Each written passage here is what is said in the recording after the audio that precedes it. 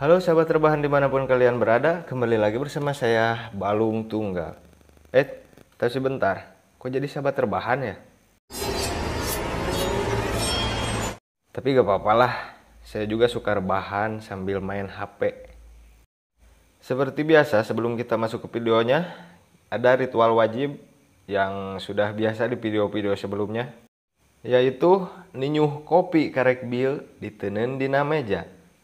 Ku sabab poho teu diinum kalah ku sireum anjing. Sebenarnya sih itu bukan pepatah, itu hanya ungkapan hati yang kecewa sama kopi yang diancluban ku sireum. Goblok! Jadi di video kali ini saya akan melanjutkan video yang sebelumnya yang berjudul Ninja Assassin bagian pertama. Nah sekarang ini bagian kedua.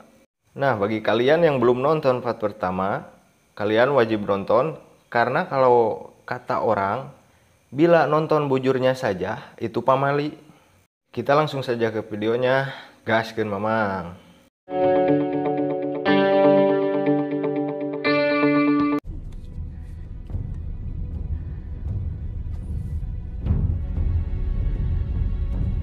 Di video sebelumnya kita melihat di saat Kiriko dieksekusi oleh Takeshi. Cerita berpindah ke tempat Mika yang sedang ngawadul bersama Raizo. Terlihat Mika belum percaya akan kejadian tadi. Lalu Raizo pun menceritakan waktu dia pertama kali membelot dari klannya itu.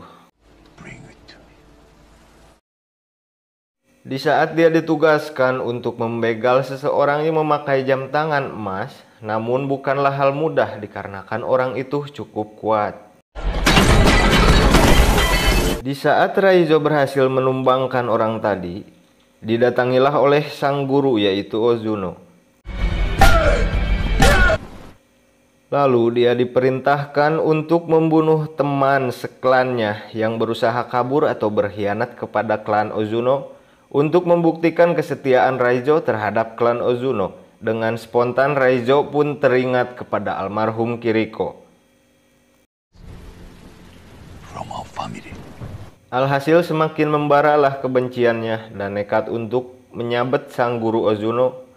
Maka tindakannya itu menyebabkan keganasan serangan ninja lainnya.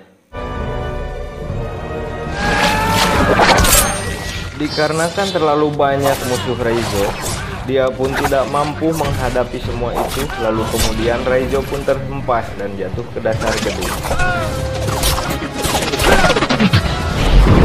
Sejak kejadian itu, kini Raizo pun bertekad untuk membalas dendam terhadap klan Ozuno.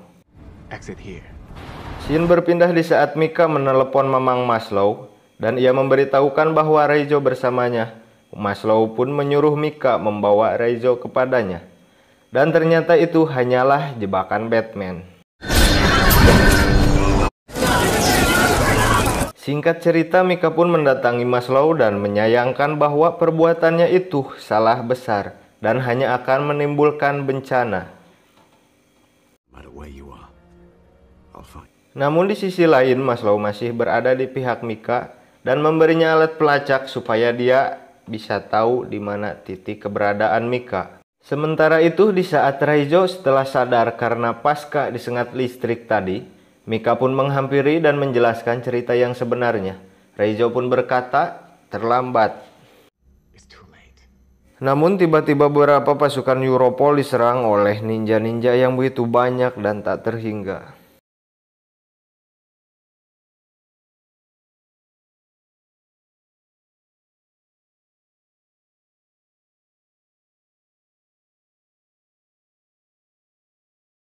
Di lain tempat, Mika sedang berjuang melepaskan ikatan Raizo. Di saat bersamaan ada sebuah bayangan yang menyerangnya.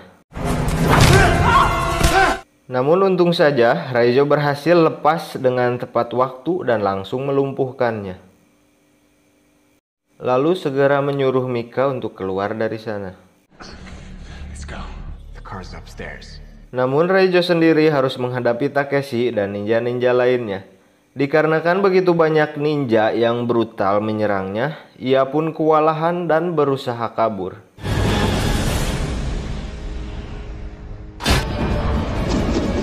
Di lain tempat, Mika terus ngegas mobilnya demi menghindari ninja-ninja lainnya yang berusaha membunuhnya. Sementara di sisa tenaganya, Raizo pun terus menghindari serangan-serangan ninja tersebut. Tak sampai di situ, Raizo dengan begitu banyak luka bacokan di tubuhnya terus dikejar sampai terjadi lagi pertarungan. Dikarenakan begitu banyak ninja yang menyerangnya, ia pun tidak mampu menghadapinya. Dan datanglah Takeshi yang berambisi ingin segera membunuhnya. Namun untung saja Mika datang tepat waktu dan berhasil menyelamatkan Raizo. Mika pun lebih memilih membawa Raizo ke sebuah motel untuk merawatnya. Mika merasa bahwa keadaan semakin tidak aman, lalu meminta penjagaan dari pihak Europol untuk melindungi tempat itu. Namun semua itu sia-sia. Karena Takeshi dan ninja lainnya gerak lebih cepat untuk membawa Raizo menghadap guru besarnya, yaitu Ozuno. Diceritakan di perjalanan, Raizo mengingat jutsu-jutsu yang diajarkan oleh Ozuno, yaitu Rawa Ronteku Jutsu yang diajarkan kepadanya. Dan benar saja terbukti, semua luka-luka bacokan di tubuhnya pulih seperti semula. Sesampainya di padepokan, untungnya kondisi Raizo sedikit lebih baik meski ia pura-pura tidak memperlihatkan kebugarannya itu di hadapan Ozuno. Meski sesampainya di sebuah tiang eksekusi, Raizo pun terlihat masih tak berdaya. Tetapi di saat Ozuno merojok angannya, sungguh tak disangka. Ternyata Raizo sebelumnya telah dibekali alat pelacak oleh Mika. Sehingga Europol dapat dengan mudah mengetahui titik lokasinya dan langsung mendobrak dan mengacak-acak padepokan tersebut. Dan dengan sigap Mika pun langsung memotong tali yang mengikat tubuh Raizo. Maka terjadilah Liga UFC di sana. Beberapa ninja membantu Takeshi untuk mengalahkan Raizo, namun nyatanya kemampuan di atas rata-rata. Raizo dapat menumbangkan mereka. Di saat giliran Takeshi bayuan dengan Raizo, Takeshi pun harus mengakui keunggulan Raizo. Kita lihat di halaman padepokan masih dordar dengan suara tembakan, tapi keadaan lebih berpihak kepada Europol. Sementara itu Raizo pun masuk ke kamar tempat gurunya bertapa.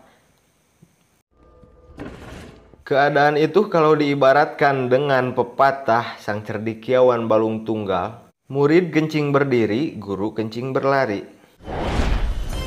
Hal itu terbukti karena pengalaman Ozuno lebih jauh berbanding Raizo.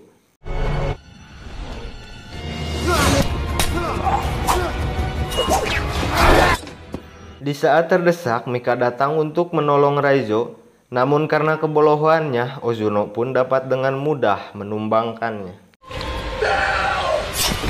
Namun sungguh tak disangka kejadian itu dapat mengaktifkan kekuatan Raizo yang sebenarnya, yang menyebabkan sang guru Ozuno tewas di tangan muridnya sendiri.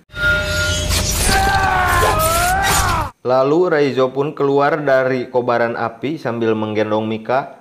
Para medis pun langsung menghampiri untuk memastikan keadaan Mika. Singkat cerita, di saat Raizo mengingat kenangan indah taman itu, Raizo pun membuktikan perkataan Kiriko tentang arti kehidupan. Film pun tamat. Wassalam.